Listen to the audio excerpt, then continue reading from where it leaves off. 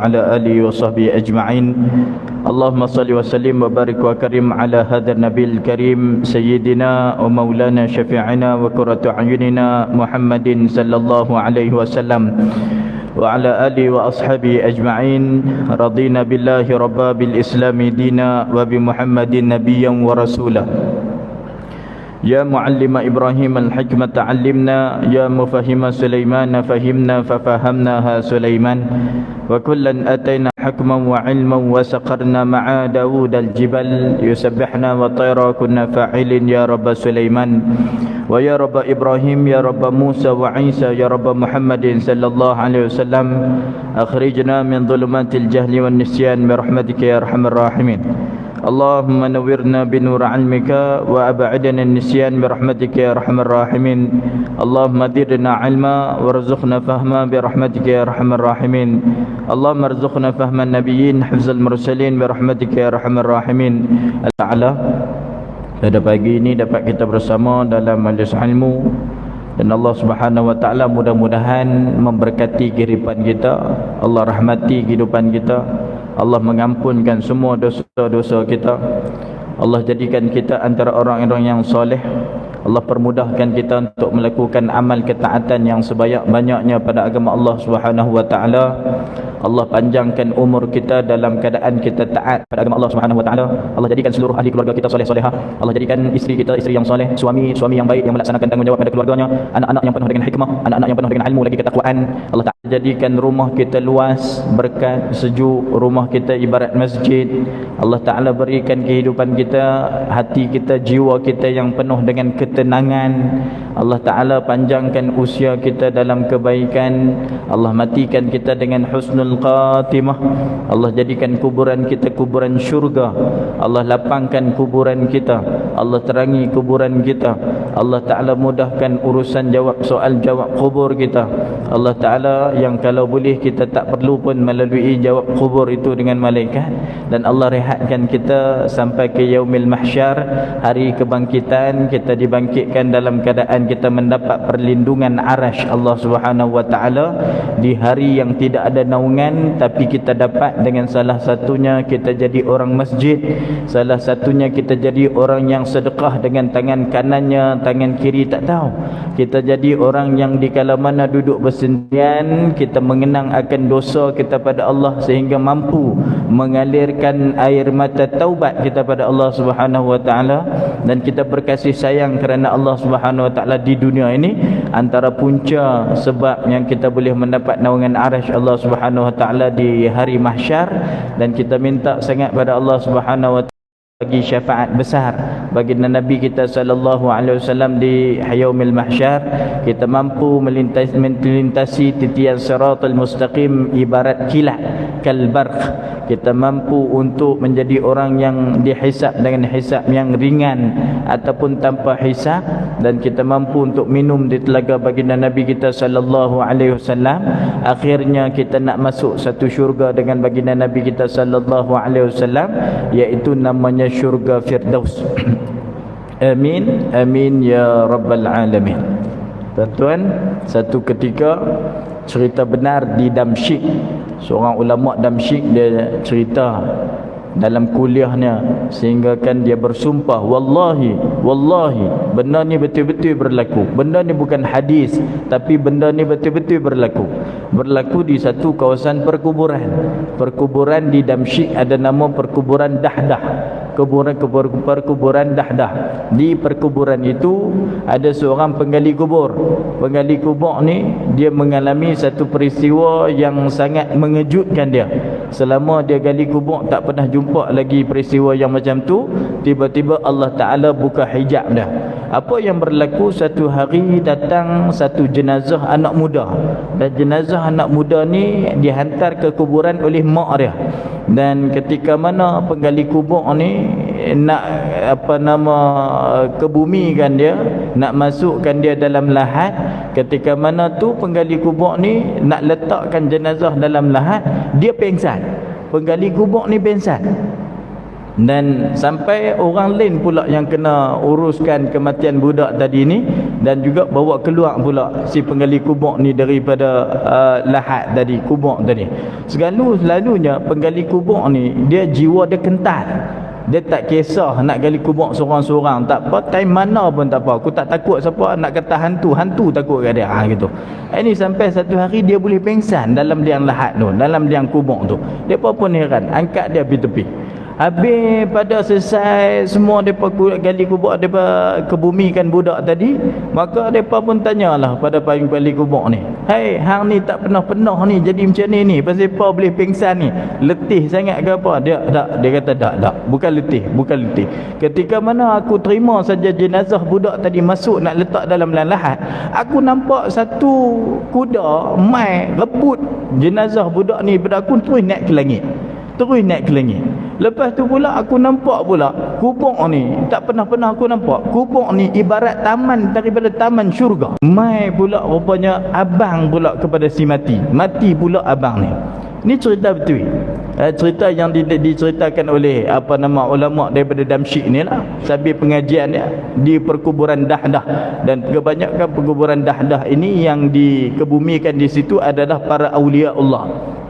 Dan mai saudara dia kematian yang kedua kali ni dengan perempuan yang sama, hantar anak dia juga ke perkuburan. Kemudian dia juga yang sambut jenazah ni, nak letak dalam kubur tu. Kemudian bila mana dia nak letak, dia kuatkan jiwa dia. Ini perempuan yang sama, anak pada perempuan yang sama, kok jadi peristiwa yang macam hak nombor 1 tadi ni. Tengok jadi sungguh. Kali ni dia tak pengsan, dia gagah sungguh. Dia tengok peristiwa tu. Apa yang dia nampak sekali lagi, satu malaikat, dia kata satu malaikat mai rebut daripada dia jenazah ni, naik angkat ke langit. Kuburan tu ditukar jadi kuburan syurga, diterangi kuburan tu, diluaskan kuburan tu. Jadi betul lah apa yang kita dituntut untuk doa, ya Allah matikan kami husnul khatimah, luaskan kuburan kami, terangi kuburan kami, lapangkan kuburan kami, mudahkan soal jawab kubur kami. Jadi benda tu kita kena ulang, minta sebab benda tu ada dan berlaku, dan dibuka hijabnya kepada penggali kubur ni. Kali lagi penggali kubur ni dia ligan mak kepada dua-dua si mati tadi ni. Dia nak tanya apa depa punya amalan. Selalunya kalau berlaku benda ni kita kena tengoklah apa dia punya amalan. Kalau di Gaza seorang budak yang terang-terang ada video dia kat kita, Allah tunjuk dengan ainul yaqin, dengan penuh keyakinan kita tengok peristiwa ni berlaku.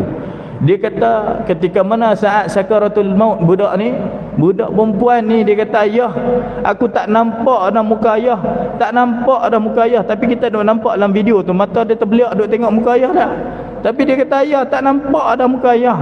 Yang aku nampak lah ni, ya Allah, syurga, nampak rumah yang cantik, nampak satu singgah sana yang indah, nampak syurga, nampak sungai-sungai yang mengalir." Habis dia kata gitu, sah mati. Ini apa tuan-tuan? Ni nak tunjuk kata benda ni betul ada. Nak tunjuk bagi kita ni betul yakin. Nak tunjuk bagi kita ni betul minta. Nak tunjuk benda ni bagi betul-betul kita pulun. Walaupun bukan hadis, ini laluan yang telah pun ditunjuk dengan penuh keyakinan depan mata kepala kita sebagai orang beriman.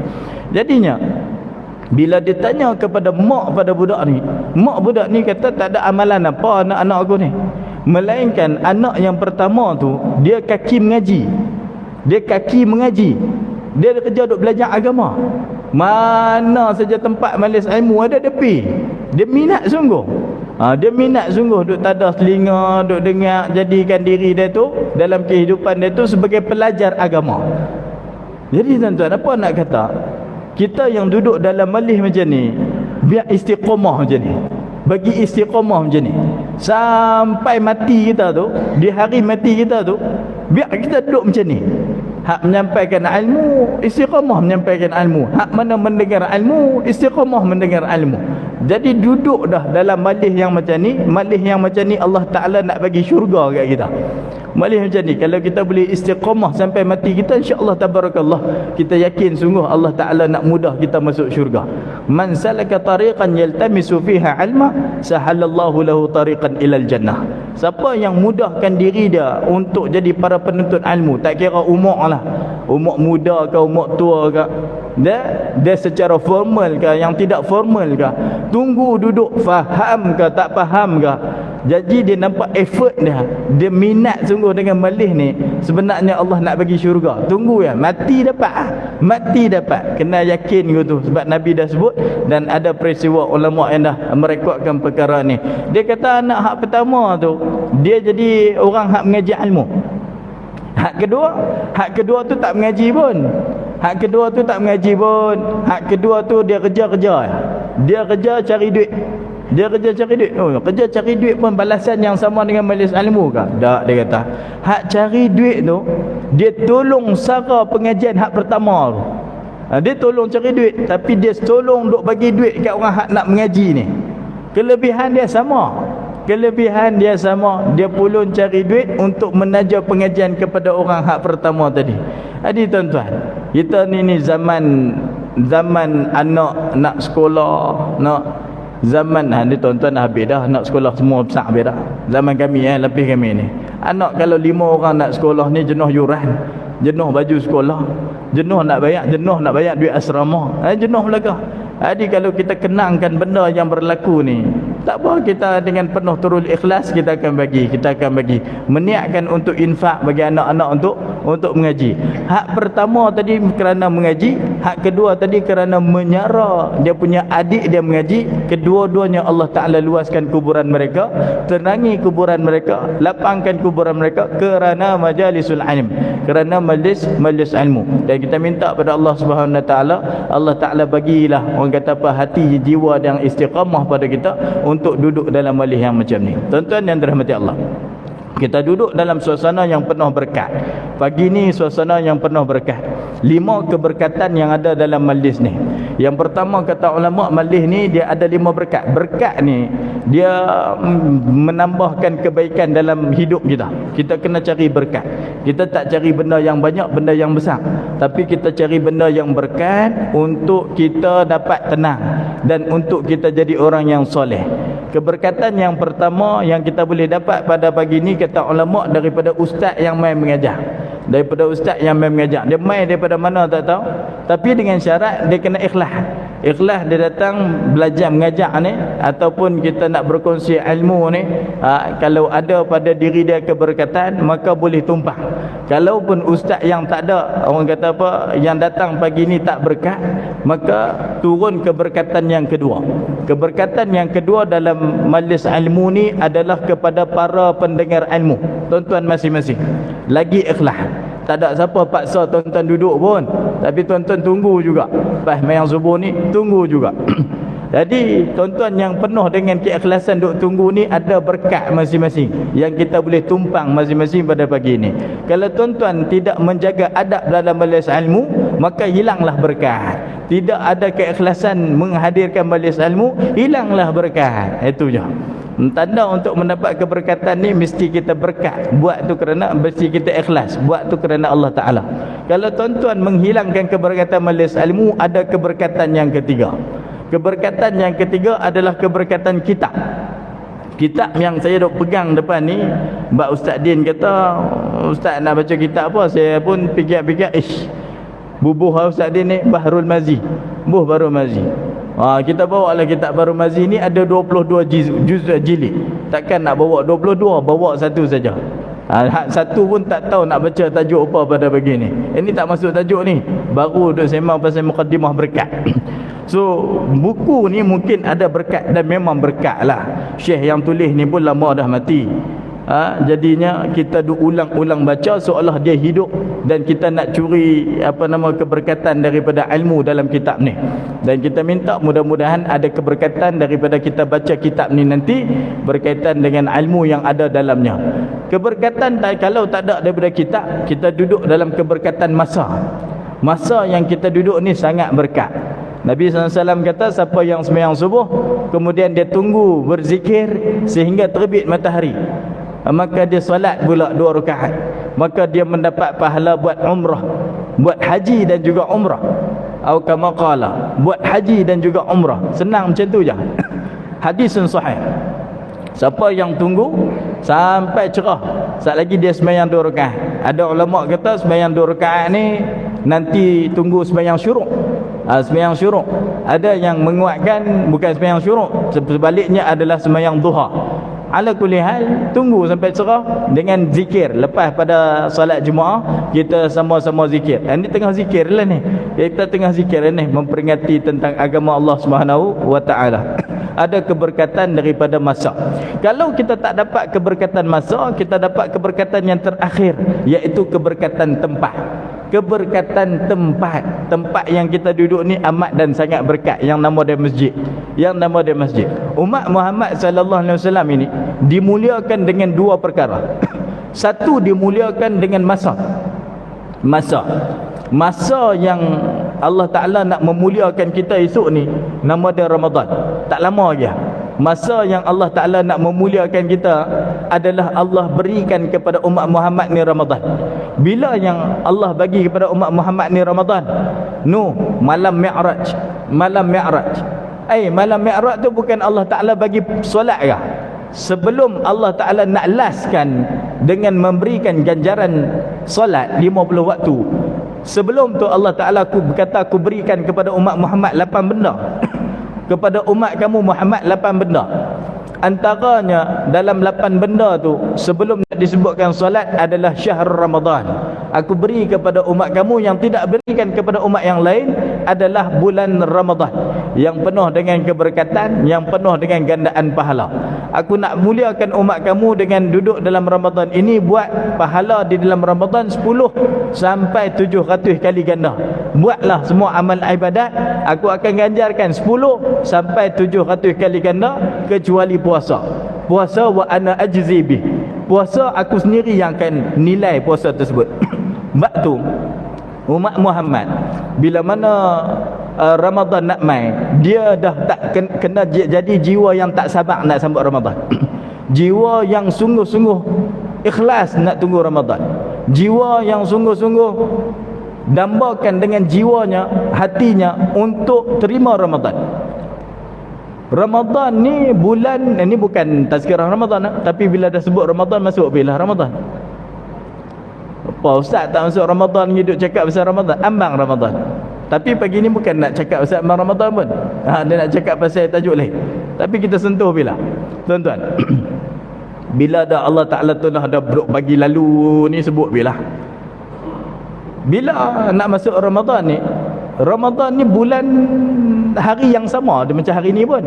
Dia ada pagi, dia ada petang, dia ada malam, dia ada siang, sama. Yang nak rasa Ramadan ni jiwa kita, hati kita. Macam mana hati kita ni rasa tak rasa Ramadan ni bergantung pada hati. Bulan Ramadan ni bulan rasa. Bulan rasa. Siapa tak rasa, tak tahu nak kata, dia tak seronok, dia tak tunggu Ramadan. Sebab bulan ni bulan rasa.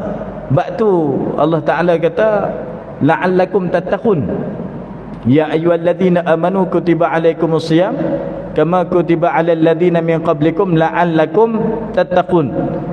Difardukan pada kamu puasa, mudah-mudahan kamu jadi orang yang bertakwa. Takwa tu apa? Takwa tu Nabi tunjuk tang ni. At-taqwa hahuna. At-taqwa hahuna. At-taqwa hahuna. Takwa bukan masjid, tapi nama masjid lah. Tapi at-taqwa hahuna. Takwa tu di sini. Ni maksud apa? Takwa tu maksudnya rasa. Rasa. Sampai kamu rasa.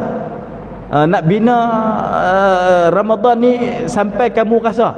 Nak rasa kamu kena ikhlas. Kamu kena ikhlas tunggu dia, tak sabar dengan dia, nak sambut dia, nak raih dia dengan jiwa. Kamu pemilik dunia. Kita ni pemilik dunia. Sebab Allah Ta'ala jadikan dunia ni, makhluk yang Allah Ta'ala bagi dunia ni adalah kepada manusia. Allah Ta'ala tak bagi pada jin, Allah Ta'ala tak bagi pada binatang, Allah tak bagi pada malaikat. Allah bagi pada manusia. Maknanya dunia ni adalah miliknya manusia, dan kita sebagai pemilik, hak nak mai itu sebagai tetamu. Ramadan tu adalah tetamu. Makna sebagai pemilik, kita kena sambut tetamu kita ni sungguh-sungguh. Sampai ulama kata nak sambut Ramadan ni nak bagi rasa kita kena pasang siap dah tekad nekat untuk Ramadan ni aku layan sebaiknya, aku guna masa sebaiknya dengan cara bermula pada titik yang pertama. Malam nak masuk Ramadan tu aku dah duduk di tempat sebaik-baik tempat. Allah muliakan kita dengan dua benda. Satu, muliakan dengan masa. Dua, Allah muliakan kita dengan tempat. Masa yang Allah Ta'ala nak bagi adalah Ramadan. Tempat yang Allah muliakan kita adalah masjid. Tuan-tuan, maka kita combinekan pada satu Ramadan tu. Kalau kita tengok mungkin hari Isnin malam, Selasa nak puasa malam tu, Isnin esok lusa ni lah. Mana kita kena duduk dah. Sebelum masuk maghrib tu dah duduk tang ni dah. Masuk maghrib, laungan maghrib tu, ya Allah, kerap nak bagi rasa tu macam mana, bulan pada diri ya. Ambil rasa Ramadan tubuh dalam jiwa ni. Kalau boleh nak teriak, nak menangis, menangislah. Ya Allah, terima kasih, balighna Ramadan, balighni Ramadan. Terima kasih bagi aku masuk dalam gerbang Ramadan, jumpa Ramadan. Kalau boleh macam tu kata ulama, maknanya Ramadan akan tuntun kita untuk menghabisi dia dengan penuh ketakwaan. Masa tu bila kita duduk dia, kita ikhlas dengan dia, kita nak guna dia, kita nak beramal sungguh, maka pada ketika tu kita sayang, 1000 sayang kalau kita tak manfaatkan. Antara yang kita akan manfaatkan dalam Ramadan, kita akan jadikan bulan Ramadan ni betul-betul bulan lawan hawa nafsu. Lawan hawa nafsu. Kita lawan hawa nafsu siang, tapi kita sekat hawa nafsu siang. Main nak buka puasa, kita layan nafsu kita. Itu salah. Tak mencapai semangat Ramadan. Kita layan. Kita masuk Ramadan penuh deretan kedai. Salah ke kedai? Kalau orang foreigner dia main Malaysia, dia kata Malaysia ni bulan Ramadan ke bulan puasa ke bulan makan, gitu. Bulan puasa ke bulan makan. Mai Ramadan yang penuh kedai. Kan. Bila penuh kedai ni satu cabaran ke pada kita. Kita nak lawan nafsu, kita dah jaga dah. Kita dah jaga dah di siang hari. Buka puasa masa tu kita lepas semua layan nafsu makan kita tu dengan kita beli kat bazar Ramadan mungkin 10 jari yang ada ni, 10 buat beg plastik buat balik rumah nak buka puasa. Yang malangnya selalu jadi pada kita, makan cuma satu benda yang lain buang. Gitu. Jadi tak mencapai. Kalau betul kita nak manfaatkan dia, maka kita kena betul-betul nekat. Bulan ni adalah bulan puasa, yang perlu aku perangi adalah nafsu aku. Dan ulama susun bulan ni kita kena mujahadah untuk bagi semayang fardu secara berjamaah. Semayang fardu secara berjamaah ni di mana-mana, di rumah ke, di masjid ke? Jawapannya pahala dia sama. Di masjid pun sama, di rumah pun sama. Tapi dituntut semayang di masjid, sebab siapa semayang fardu di masjid, a'addallahu lahul jannah. Nabi kata, siapa semayang fardu di masjid, berulang-alik main masjid, dia ahli syurga. Dia beza dengan rumah. Pahala yang sama. Semayang fardu, kalau semayang jemaah di rumah dapat 27. Pahala semayang di masjid dapat 27. Tapi lain di masjid, Allah Ta'ala janjikan syurga. Satu, dia nekat untuk Ramadan ni semayang fardu secara berjemaah. Itu hak lain dalam Ramadan lah. Nanti dia ada lagi perkongsian ustaz-ustaz yang akan menceramah berkaitan dengan Ramadan dan manfaatkan dengan Al-Qurannya. Mungkinnya kita dengan tarawihnya, kita nak lihat bagaimana semayang tarawih tu perlu memanfaatkan dengan 23 rakaat. Tuan-tuan yang dirahmati Allah, hajat saya pada pagi ni, baru nak masuk tajuk. Tajuk pada pagi ni, bila kita tengok semayang subuh kita ni, semayang yang nampak macam lain sikit. Lain sikit ni maksudnya dalam semayang subuh kita ni ada qunut. Dalam semayang subuh kita ni ada qunut. So, saya pun selak-selak kitab ni dalam arti kata nak menunaikan hajat, baca kitab Bahrul Mazi. Saya tengok satu bab maja'a fi tulil qiyami fi salat. Dalam semayang kita ni ada satu rukun yang afdal. Sehingga kan sahabat Nabi SAW nama dia Jabir bin Abdullah. Jabir bin Abdullah tanya Nabi sallallahu alaihi wasallam, qila lin Nabi sallallahu alaihi wasallam ayyu salatil afdal? Dalam semayang kita, rukun yang mana paling afdal? Sebab kita nak jadi orang semayang ni, nak masuk bulan Ramadan ni, kita nak semayang lagi banyak. Jadinya rukun yang mana paling afdal? Kata Nabi sallallahu alaihi wasallam, tulul qunut. Rukun yang paling afdal adalah panjangnya qunut. Baik, panjangnya qunut. Takkan qunut tu rukun? Bila kita ni, takkan qunut tu rukun? Selalu kita sebut qunut ni adalah sebagai benda yang sunat. Nah, yang bagaimana imam baca tadi tu, sunat abad lah. Okey, semayang kita ni ada rukun-rukun besar. Antaranya adalah rukun qawli, rukun fi'li, dengan rukun qasad, hati. Kita masuk semayang mesti kita qasad dengan hati. Semayang apa? Rukun qawli, kita mesti sebut perkataan Allahu Akbar nak masuk semayang dengan takbiratul ihram. Kemudian kita membaca surah Fatihah dengan memulakan basmalah. Kemudian kita mesti membaca tasyahud akhir dengan tepat. Kemudian kita menghabiskan semayang kita dengan salam, Assalamualaikum. Baru nama rukun qawli kita tu sempurna, rukun yang bercakap. Rukun fi'li, rukun perbuatan. Rukun fi'li inilah antara rukun yang terafdal adalah qunut. Qunut ni maksud apa? Qunut ni maksudnya berdiri lama. Qunut ni maksudnya berdiri lama. Maksudnya apa?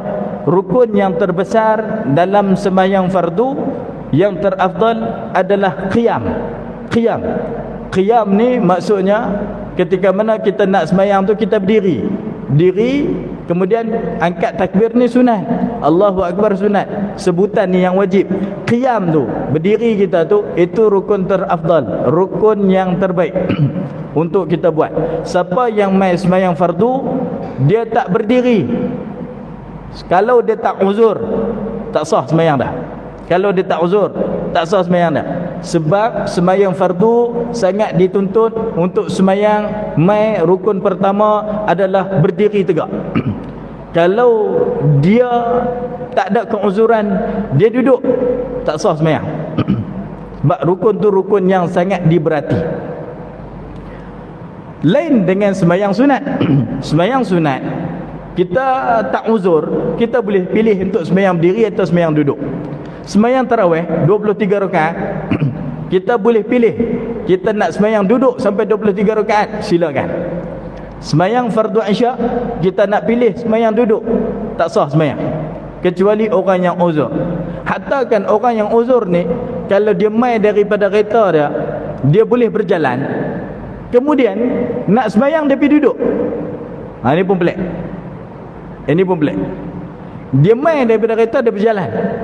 Tapi betul lah, tang nak rukuk sekejap lagi dia sakit pinggang, nak sujud sekejap lagi dia sakit lutut, itu uzur. Tapi hak pelik tadi dia berjalan. Sepatutnya dia kena berdiri dulu, angkat takbir Allahu Akbar, qiyam dulu, kemudian nak rukuk sekejap lagi baru dia duduk atas kerusi, nak sujud sekejap lagi baru dia duduk atas kerusi. Itu boleh. Kemudian dia nak bangkit rakaat yang kedua, dia dah tak mampu nak berdiri, ada tuliskan sembahyang dalam keadaan duduk, itu boleh. Tapi nak apa? Mula dia tu, lagi mana dia berkemampuan untuk berdiri, untuk qiyam, maka kewajipannya adalah untuk qiyam tu wajib. Qiyam yang pertama tu wajib. Kalau tidak, ditakuti batal sembahyangnya. Kerana rukun tu adalah rukun yang besar, rukun yang terafdal. Apa maksud qunut? Qunut ni maksudnya kita taat. Berdiri tu taat. Semayang kita ni, kita sampai Imam Ghazali kata, siapa semayang tidak khusyuk tidak sah semayang. Oh, kacau. Siapa semayang tidak khusyuk tak sah semayang. Kacau. Mana ada orang khusyuk semayang? Lah ni, mana ada orang khusyuk semayang? Nabi dah kata dah, Nabi dah habaq awal-awal kepada kita, ilmu pertama yang akan hilang dan diangkat adalah ilmu khusyuk. Fala tara ahadan khashi'an, kamu tidak akan jumpa seorang pun semayangnya dalam keadaan khusyuk. Masuklah mana-mana masjid, ceklah setiap orang, pasti dia semayangnya dia tidak boleh mengekalkan khusyuk. Oh, kalau nak ikut itu pandangan Imam Ghazali, tak sah habis sembahyang kita. Tapi khusyuk yang dimaksudkan, yang seringan khusyuk adalah cukup dengan kita kunut. Kunut ni kita duduk dalam keadaan berdiam diri, tak bergerak-gerak. Tanda itu adalah tanda khusyuk, dan ukurannya bila mana kita baca, kita faham sebutan bacaan kita. Kita baca Fatihah, kita faham Fatihah. Kita baca qul a'udzu birabbil falaq, kita faham qul a'udzu falaq. Qul huwallahu ahad, kita faham qul huwallahu ahad. Imam baca bacaan yang cukup mendamaikan tadi tu, kita faham Allah Taala duk kata apa kat kita. Slow pi tadi tu. Oh, nikmat kita faham. Tu bila boleh faham, kata ulama, kita dapat yang nama dia khusyuk. Qunut ni maksud dia taat. Qunut ni maksud dia khuduk. Khuduk ni merendah diri. Qunut ni maksud dia tanda hamba. Qunut ni berdiri tu maksud dia buat amal ibadat. Kata ulama, itu maksudnya qunut. Qunut dituntut untuk kita buat secara lama. Kita berdiri lama, kata ulama, lebih afdal daripada memperbanyakkan sujud dan juga rukuk. Sebenarnya maknanya, tuntutannya, satu semayang tu dituntut untuk kita tu berdiri lama dalam keadaan semayang fardu ataupun semayang sunat. Tambah-tambah kalau semayang sunat, semayang sorang-sorang, lagilah dituntut untuk berdiri lama, afdal. Sebab itulah Nabi SAW tunjuk pada kita, Nabi semayang sunat lama. Nabi baca Fatihah, Nabi baca Al-Baqarah, Nabi baca Ali Imran, Nabi baca sebahagian daripada Nisa, baru Nabi rukuk. Rukuk Nabi sama tinggi, sama panjang pula dengan bacaan qiyamnya Nabi. Okey. Kalau itu nama qunut, habis doa qunut tu macam mana pula? Kenapa kita namakan doa qunut? Kenapa kita namakan doa qunut? Doa qunut riwayat daripada Bara' bin Adib. Tadi Jabir bin Abdullah. Ini riwayat daripada Bara' bin Adib. Bara' bin Adib orang Ansar Madinah. Allahumma salli ala Muhammad. Bara' bin Adib orang yang menyaksikan siapakah orang yang pertama berhijrah ke bumi Madinah. Dia kata bukan Nabi. Nabi orang yang terakhir berhijrah sampai ke bumi Madinah. Bara' bin Adib kata orang yang awal mai bumi Madinah adalah yang nama dia Mus'ab bin Umair. Lepas tu yang mai ke bumi Madinah nama dia Abdullah bin Umi Maktum. Lepas tu yang mai ke bumi Madinah antaranya adalah Ammar bin Yasir. Lepas tu yang mai ke bumi Madinah barulah yang nama dia Sayyidina Umar ma'a ashrin ashabih, bersama dengan 20 orang daripada sahabatnya keluar berhijrah secara terang-terangan. Lepas tu yang terakhir barulah sampainya Nabi kita sallallahu alaihi wasallam bersama dengan Abu Bakar, kata Bara' bin Adib. Dan ketika itu semua orang ahli Madinah ni kumpul tunggu nak tengok rupa Nabi, sebab kalangan mereka tak pernah tengok rupa Nabi. Di kalangan mereka confused antara Nabi dengan Abu Bakar tu mana satu Nabi.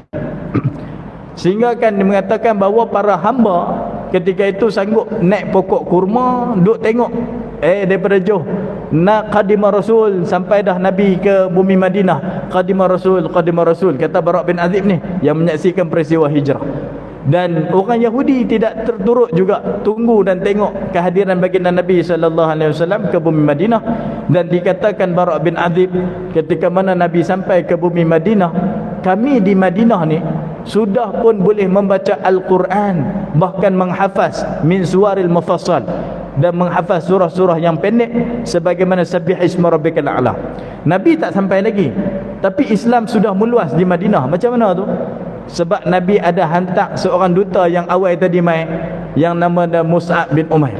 Mus'ab bin Umair diriwayatkan tidak tertolak semua rumah di bumi Madinah dia masuk dan mengajarkan Al-Quran. Jadi itulah yang bila Nabi sampai, kata Bara' bin Azib, kami sambutnya Nabi sallallahu alaihi wasallam. Bara' bin Azib kata, kerana Nabi sallallahu alaihi wasallam yaqnutu fi salati subhi wal maghrib.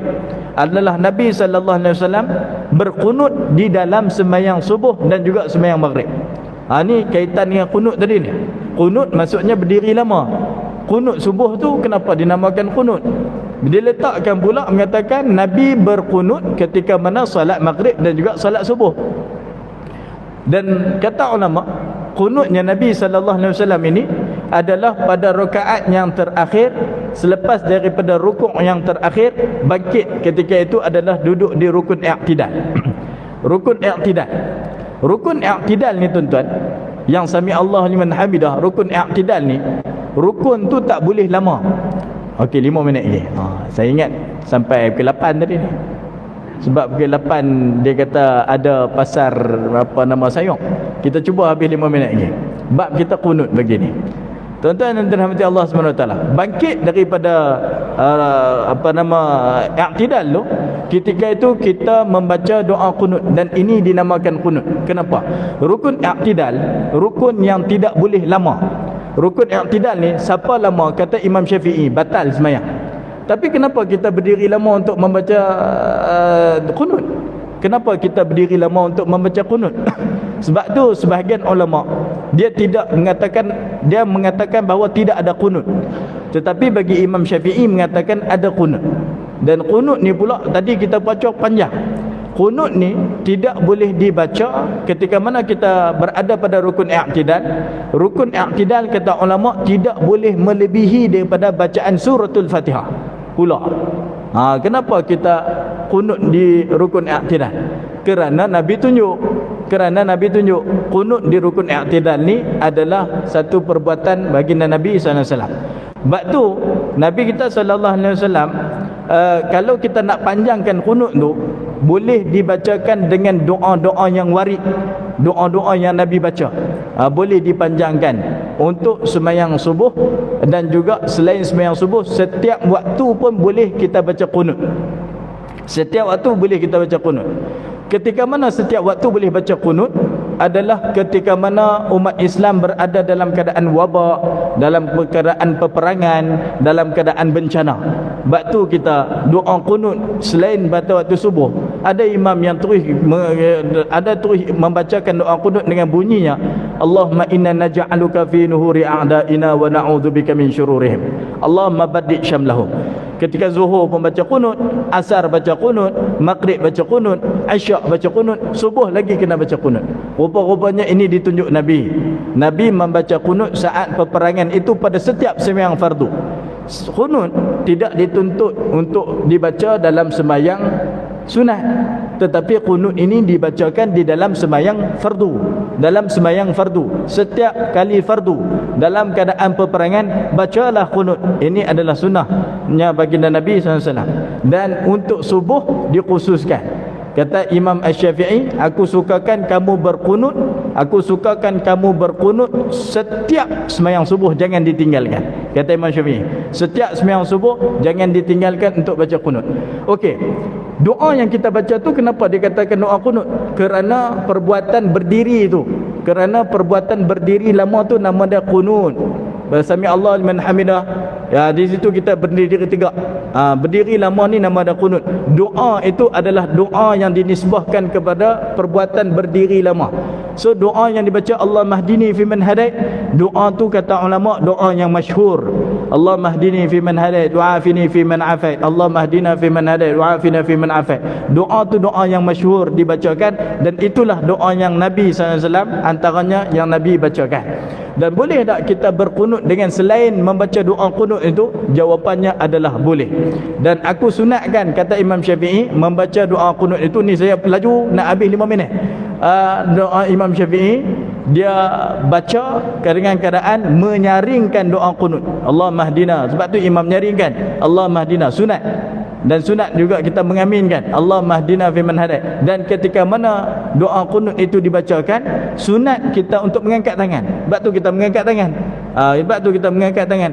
Dan tidaklah dituntut untuk sapu muka, bahkan dada. Ini yang ditunjukkan di dalam syarahnya Bahrul Mazi berkaitan dengan doanya kunut. Dan ini adalah perbuatan yang disandarkan kepada baginda Nabi SAW. Dan mafhumlah kita doa kunut itu diamalkan dalam sembahyang fardu, sama ada doa kunut itu disebut sebagai kunut nazilah ataupun kunut itu sebagai kunut subuh. Dan selain daripada diamalkan di dalam sembahyang fardu, juga diamalkan dalam sembahyang sunat. Antara kunut yang diamalkan dalam sembahyang sunat adalah dalam sunat witir. Nanti 10 yang terakhir 15 yang terakhir min Ramadan sama kita berkunut. Itu adalah satu tuntutan. Satu tuntutan. Jadi lepas ni kita mula nak beramal dengan kunut, fahamlah kita, ada ilmulah kita. Barulah amalan kita tu seronok dan kita rasa nikmat dan kita rasa best. Cukup sekadar tu tuan-tuan. Kita nak bawakan pada tuan-tuan berkaitan pada pagi ni tajuk dia kunut. Assalamualaikum warahmatullahi wabarakatuh. Bismillahirrahmanirrahim. Alhamdulillah, salatu wassalamu ala Rasulillah wa ala alihi washabihi ajma'in. Allahumma faqihna fid din wa amna ta'widina siratal mustaqim, siratal ladzina an'amta 'alaihim minan nabiyyin was-siddiqin wasyuhada'i salihin wa sunna ala rafiqa. Alhamdulillahi rabbil alamin. Minta maaf lajak.